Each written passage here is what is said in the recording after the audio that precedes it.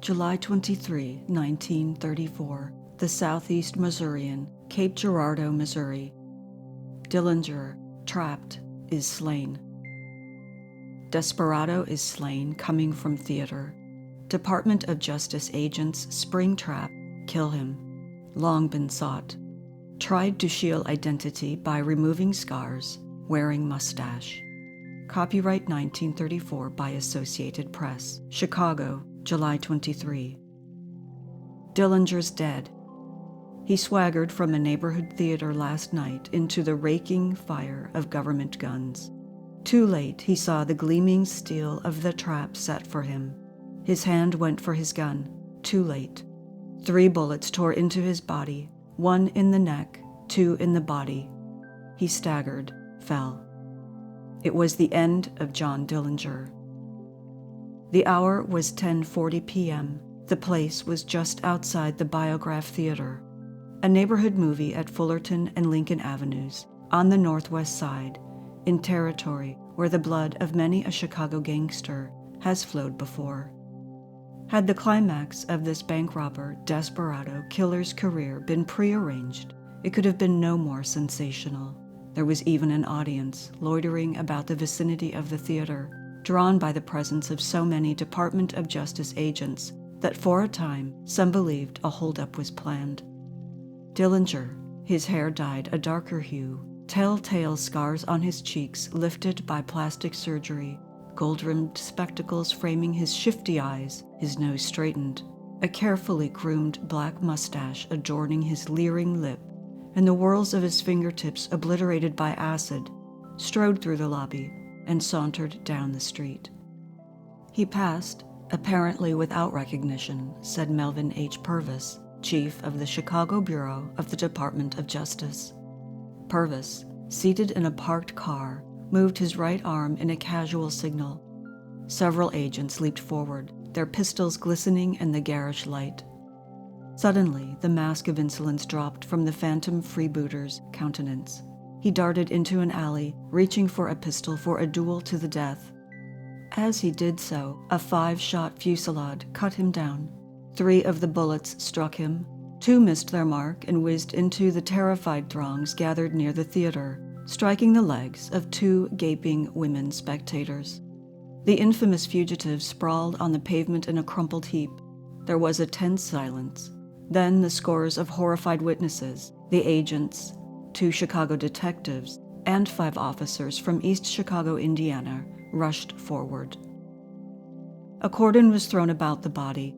The curious were herded away, despite their efforts to crowd closer for a glance at the broken gangster. Eerie rays of the blinking marquee lamp flickered over his gray visage.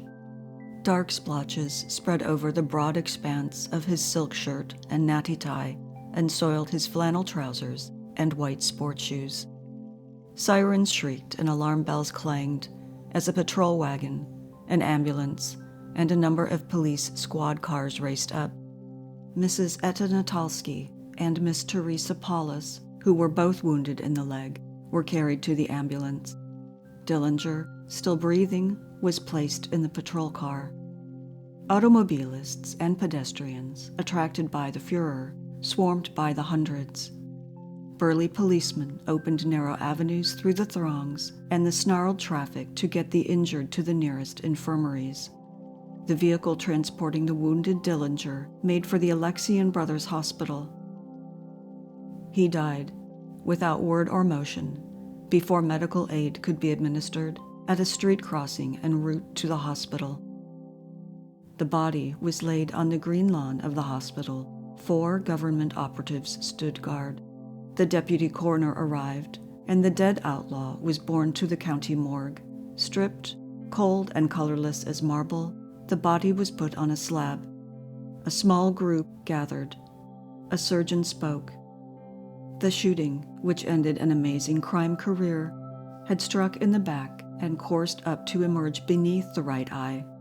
The others had pierced the left breast, one cleaving the tip of the heart, the third striking 2 inches further down. One federal man, Purvis said, had fired the 5 shots. He declined to reveal his identity.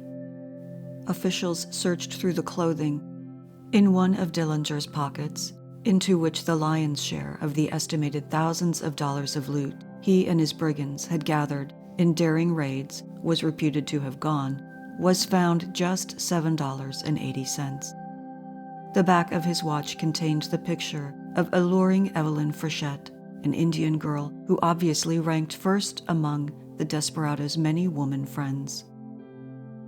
The coup which brought about Dillinger's end was executed without a flaw.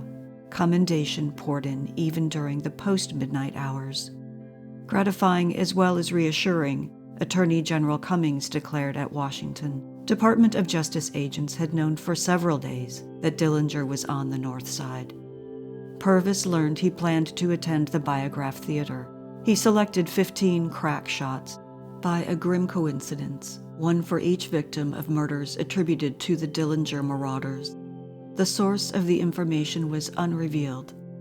They arrived in time to watch him purchase a ticket and go in to see Manhattan Melodrama. It was a gunman's holiday for America's #1 gunman. The film concerned a mythical Blackie Gallagher, a New York gangster who carried his murder missions even into Madison Square Garden.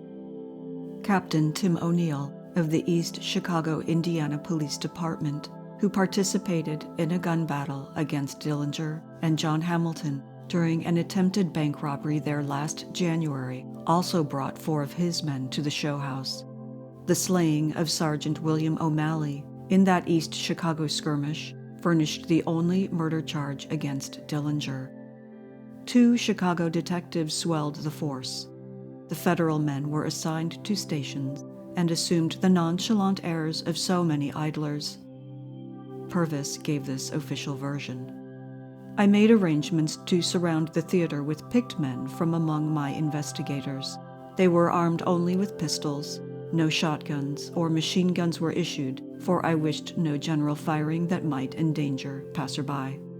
I stationed myself in my own automobile, parked 2 doors south of the theater. My men were stationed in doorways. It was shortly before 9 o'clock when I first noticed Dillinger. He was coatless, but wore a hat and gold-rimmed spectacles. He had passed my car before I saw him, but I have studied every available photograph of him so carefully that I recognized the back of his head immediately. As he bought a ticket, I got a profile and front view of him, and I knew I was not mistaken. I went into the theater twice in an attempt to spot Dillinger, but it was so dark I couldn't pick him out. Those 2 hours and 4 minutes that he spent in the theater were the longest I ever spent. By the time he left the show, my men were covering the neighborhood so thoroughly that a cat couldn't have gotten through. When Dillinger left the show, he started south and again passed my car without noticing me.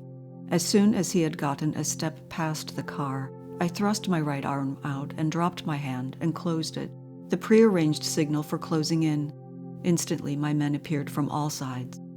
Dillinger gave one hunted look about him and attempted to run up an alley where several of my men were waiting. As he ran, he drew an automatic pistol. As his hand came up with the gun, several shots were fired by my men before he could fire. He dropped, fatally wounded. I had hoped to take him alive, but I was afraid that he would resist to the last. I'm glad it's over. Dangerous John swashbuckled out, the real shots still ringing in his ears, to be met with a hail of real shots. The government he had mocked had squared the score. The $10,000 placed on Dillinger's head by the government and the $5,000 offered by the state of Indiana cannot be accepted by the federal men, Purvis said. He added that he doubted any of the Indiana patrolmen would share in the rewards either. John Dillinger was 32. 31 of those years passed uneventfully in boyhood pursuits, and in prison he was a virtual nonentity. In the 14 blazing months since his parole from the Indiana penitentiary, he became one of the most widely known of all the world's outlaws.